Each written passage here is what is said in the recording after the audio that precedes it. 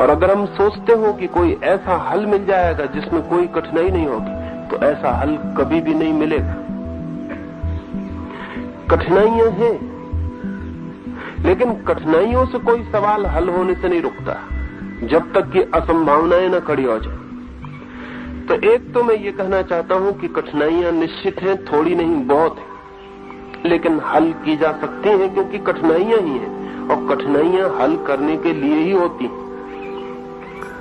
लेकिन अगर हम कठिनाइयों को गिनती करके बैठ जाएं, घबरा जाएं, तो फिर एक कदम आगे बढ़ना मुश्किल हो जाता है।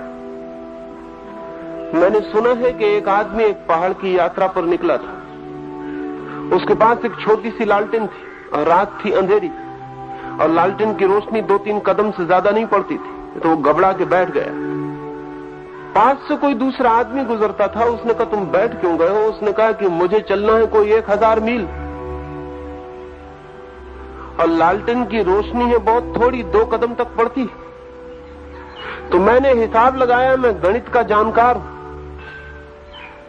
तो मैंने हिसाब लगाया कि 10,000 मील दूर तक फैला हुआ अंधेरा है और जरा सी लालटेन है, 2 कदम तक रोशनी पड़ती है, इससे पार नहीं हुआ जा सकता, इसलिए मैं बैठ गया।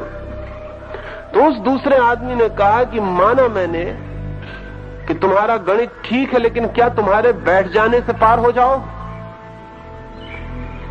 उसने कहा, बैठ जाने से तो बिल्कुल ही पार नहीं होगा। तो उस दूसरे आदमी ने कहा, कम से कम 2 कदम चलो जितनी रोशनी है, और भरोसा रखो कि जिस दिए से 2 कदम तक रोशनी पड़ी, आगे 2 कदम चलने पर फिर 2 कदम तक रोशनी पड़ेगी, और तुम जितना चलोगे हमेशा 2 कदम आगे तक रोशनी दिखाई पड़ती रहेगी। और 10,000 मील इकट्ठा तो कोई भी नहीं चलता है, आदमी चलता है एक बार एक ही कदम। तो अगर हम कठिनाइयों को इकट्ठा कर लें और कैलकुलेट कर लें तो बहुत मुश्किल में पड़ जाएंगी। कठिनाइयां बहुत, लेकिन एक एक को हल करना शुरू करें तो वे हल हो सकती। यही सवाल भी पूछा है कि नई और पुरानी पीढ़ियों के फासले को कैसे दूर किया जाए। शिक्षण संस्थाएं क्या कर सकती हैं, ये भी पूछा है। इस संबंध 3-4 प्रयोग जरूर किए जाने जैसे मुझे लगते हैं। संक्षिप्त में ही कह सकूंगा क्योंकि वो बात फिर पूरी बड़ी हो जाएगी। एक तो दुनिया में जवान सदा थे, बूढ़े सदा थे, लेकिन नई पीढ़ी जैसी कोई चीज कभी न थी।